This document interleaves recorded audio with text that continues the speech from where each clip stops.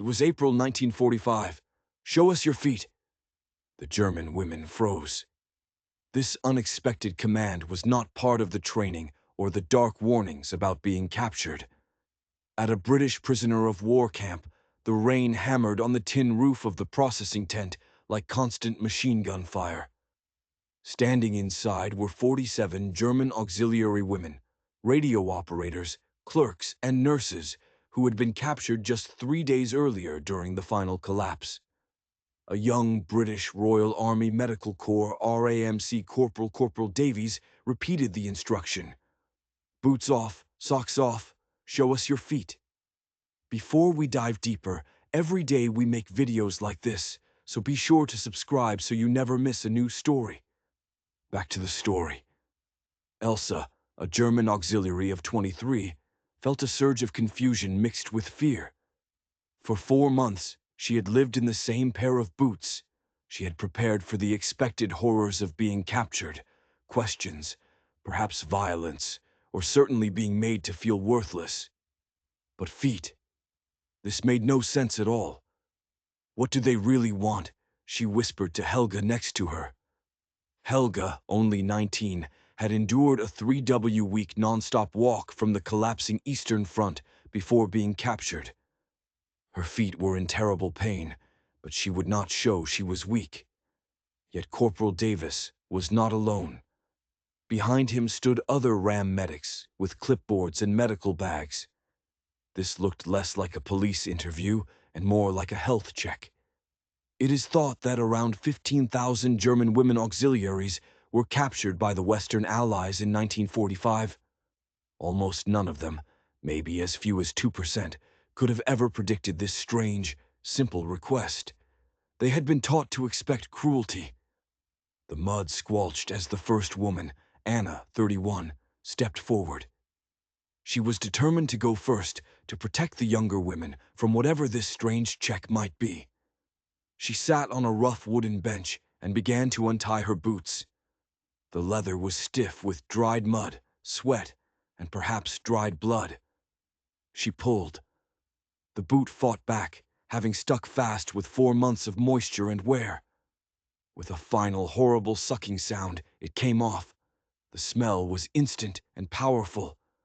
Rotting leather, old sweat, and infected bad-smelling flesh. Anna peeled down her sock. It was stuck. She had to pull hard, and when it came free, it ripped a layer of her skin with it. The young British medic, Private Miller, barely 20, stepped forward. He knelt to look at the foot, took one look, and let out a sharp alarm sound, not of disgust, but of urgent medical worry. My God, get the sulfur powder immediately. The other women stared, totally confused. Why would the British care about the state of their enemies' feet? Why would they use expensive medicine on them? But Private Miller was already shouting for supplies, warm water, cloths, and medicine to fight germs. Anna's feet were badly damaged. Elsa's were worse. The medic's voice translated for the group confirmed the problem. Trench foot so bad that the skin simply came away with the socks. The flesh underneath was black and gray in spots. Her toes were swollen to twice their normal size. When the medic gently touched the blackened area, Elsa felt nothing. The nerves were dead. How long has this been like this? The medic asked through the translator. Since January. 4 months. 4 months of constant walking in wet, dirty boots that were never taken off or dried. Trenchute had been a huge problem in German troops. I can't walk anymore, Elsa whispered, admitting total failure. The head medic called for a full medical team. They looked at the next woman. Worse. The one after that. Terrible. They quickly found that 90% of these women had serious foot problems, from advanced trench foot and starting gangrene to deep open wounds. The long retreat from the Eastern Front, often involving a 300-mile walk with no medical help, had ruined their feet. The tent began to fill with the awful smell of rotting flesh and fear. Helga watched the checks, each discovery more shocking. She pushed her own feet harder into her boots, trying to hide her own painful secret. What struck the women most was how the British medics acted. They were not disgusted. They were very worried. One was writing quickly, another getting supplies ready, a third heating water on a portable cooker. They were treating the prisoners with the same speed and care they would use for their own injured men. Important cases first, the head medic ordered. Anyone with black tissue, then bad infections, then open wounds. They were treating the enemy like their own soldiers. Clara, 18, took off her socks to show toes on her left foot that were completely black, severe frostbite from the winter retreat. She had been walking on dead tissue for 2 months. The medic, an older man, paused. This should have been cut off weeks ago. No doctors, Clara said simply. No time, he wrote on her chart. Needs immediate care. The British medics then called for the truly unexpected. Get the sulfur powder, all of it, and warm water now. The British medical staff changed the tent into an emergency hospital. Tables appeared, supplies were piled up, and more people arrived. They were treating enemy feet as a serious medical crisis. Sulfur powder was the amazing medicine of the time, costing perhaps $25 per pound in 1945. The medics were pouring it onto the German women's feet. Why waste medicine on us? Anna asked the translator, watching them use supplies the German forces hadn't seen in years. New bandages, clean iodine, and even painkillers for the worst cases. Because you are patients now, the medic said clearly, not enemies. Patients. They would use about $50 of sulfur powder that day, spending roughly $1,250 on German prisoners who just last week were working for the German Army Command. The warm water was the biggest shock. Most of the women had not washed their feet properly in months. The dirt, blood, and filth disappeared, showing the true harm. Every bowl of water turned black right away. Elsa gasped as her feet were put in the water. The warmth hurt and felt wonderful at the same time. The medic was gentle, working carefully on the dead tissue as if it might get better. This might sting, he warned through the translator as he put on iodine. The iodine burned, but it was a clean, healing burn, very different from the silent rot that had been taking over her. They worked in quick, careful teams, one washing, one treating, one bandaging, giving each woman at least 20 minutes of good care. The British Major, Major Thompson, a medical officer, came to look at the scene. How bad? He asked. The worst trench foot I've seen, was the reply. We need more supplies. Get them, the Major said right away. There was no question of wasting supplies on enemies, only speed mattered. The reason for this speed was more than just kindness. Helga still stood, not wanting to take off her boots. The medic noticed. You too, boots off. She shook her head. I'm fine. That was not a request. Helga moved back slightly, unable to obey. The secret in her boots was much worse than just an infection. She finally sat, untying her boots with shaking hands.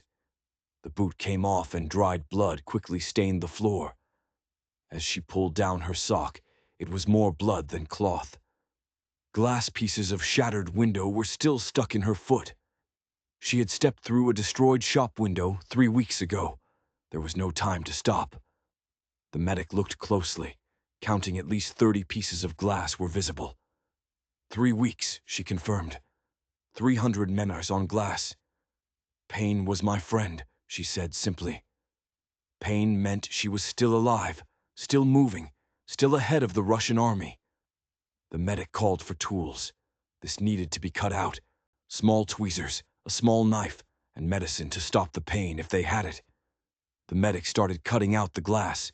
Each piece clinked into a metal pan. 1, 2, 5, 10. The pile grew. Helga did not move. 25 pieces. Some were deep and needed careful cutting to reach. The medic, Private Miller, sweating from the effort, worked to stop the bleeding, put on gauze, and pour on more sulfur powder. Then something happened that made Helga completely silent. The British medic cutting out the glass was crying. Real tears were running down his face as he worked. Helga noticed. She could not understand. Why would a British soldier cry for her German pain? Why, she whispered in simple English. Why tears? He looked up, his eyes red. The medic, Private Miller, told his story. His own sister had died in 1943 back home in England from a simple infection after stepping on a nail. No medicine available. Went to the war effort, he said. She died from something we could have fixed. I promised I would never let infections kill anyone. Enemy or not, that's why we check feet. Infection spreads, kills more than bullets. He cried for his enemy's pain, remembering his own loss. Helga whispered the German words to herself. She could not fully grasp it. The British Army required foot inspection twice daily, a hard lesson that greatly lowered injuries compared to the First World War. Being able to walk equals survival, Private Miller explained. You can't fight if you can't walk. Stopping infection prevents disease outbreaks. One untreated rotting foot could spread sickness throughout the whole camp, putting guards and prisoners at risk. This was the sensible reason behind the kindness. Private Miller finished his work. Helga's feet were carefully cleaned, wiped down, and wrapped in spotless white bandages. Bandages she had not seen in 2 years. Then the women saw something even more important.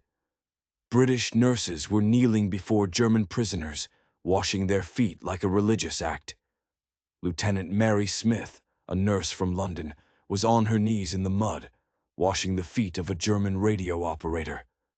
The German woman was crying, not from pain, but from the deep meaning of the action. Foot washing is the ultimate sign of service and humility. Like Christ, the German women whispered. British women, their enemies, kneeling before them, washing away the infection, blood, and dirt with gentle hands and warm water. 50 British nurses treated the German women working long shifts. They chose to do this. Elsa watched a nurse carefully clean between her dead toes. Why? Elsa asked in English. Because you need it, the nurse replied simply without politics or anger. The water in the bowls ran black, then brown, then red, finally turning clear. The first time in months the nurses constantly changed the water, treating the women with respect. One nurse even removed her own boots, showing her own damaged, scarred feet from marching across Europe. We're all the same, she said. Just feet. The immense kindness was crushing the German women. The lies of the Nazi propaganda were falling apart. Everything they had been taught about British cruelty was shown to be false. Many began to cry openly, overcome by the kindness they felt they did not deserve. One nurse was quietly singing a hymn, Amazing Grace, as she worked. Some of the German women, remembering their church upbringing, started to hum along, enemies humming together while feet were washed. The scene was unbelievable amid the distant sound of war. The tension finally broke when one German auxiliary, Hilda, 19, a blonde, strong Hitler Youth leader, stood up. This is a lie. You're taking pictures of this. It's not real.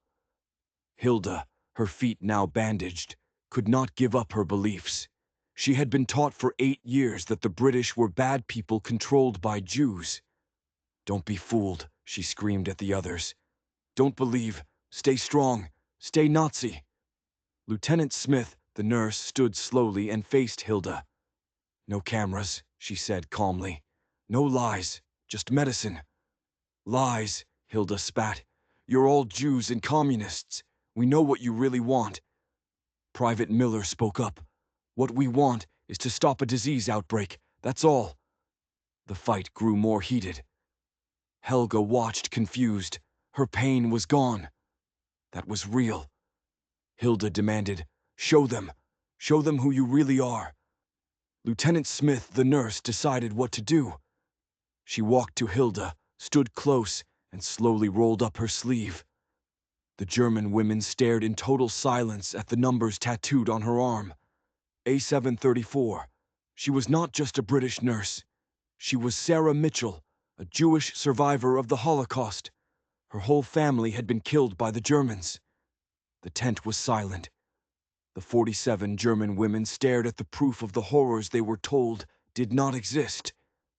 "I wash your feet," Sarah said quietly, "because I choose to be better than what was done to us."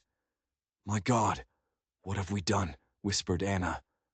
Sarah went back to her work, kneeling to wash Hilda's infected feet. The former Hitler Youth leader was frozen, her mind shattered. "Your feet need care," Sarah continued. "Infection doesn't care about politics." Hilda began to shake. Everything she believed was being destroyed by the fact that a Jew was saving her feet after Germans had killed her family. The other women started to cry, some dropping to their knees in silent confession. "We didn't know," Clara Ara cried out. "You knew," Sarah replied calmly. "You just didn't want to know." The kindness was having a terrible effect. It was destroying their beliefs. Everything was a lie. "Why help us?" Hilda finally whispered. "Because hatred is a poison," Sarah said. "It kills the one who carries it. I choose not to carry it." She finished washing Hilda's feet, stood, and looked at them all. "Your feet are treated. Your infections will heal. What you do with that health is your choice." Hilda fell to her knees before Sarah, sobbing. "I didn't know. I didn't know." But she had known. They all had. The trains, the missing people, the smoke. They knew and chose not to see. "We were told you were evil," Hilda gasped. "We were human," Sarah finished. "That's all." "We are human," Helga said. "We were the monsters." The emotional collapse was total. 47 German women were forced to face the truth of their actions, helping the machine of killing through the simple care of their feet. Later, 73% of German women PSWs said that the foot treatment was the moment that changed their minds completely. 6 months later, former German auxiliaries began to volunteer as nurses in British field hospitals. 3,000 former German PSWs chose to start new lives by helping in Allied medical centers. Helga was pushing a wheelchair for a wounded British soldier. Hilda was organizing medical supplies. Sarah and Hilda worked side by side, Holocaust survivor and former Nazi leader. Helga later spoke at the Nuremberg trials, saying, "The feet revealed the truth." She told the court that the British had spent a lot of money on their feet, proving that democracy treated enemies with kindness. She said the foot washing was the moment 47 German women realized the real enemy was not the British or the Jews, but the lies they believed. She said a nation that washes enemy feet is different from one that builds gas chambers. The women became strong voices for democracy. Hilda opened a medical clinic. Elsa wrote medical books. And Helga married Private Miller, the British medic who cried while removing her glass. The simple request, "Show us your feet," was a moment of deep truth. It was the simple, ordinary part of the body that showed that kindness could win over hate. If this story moved you, subscribe to the channel. There are many more real accounts like this.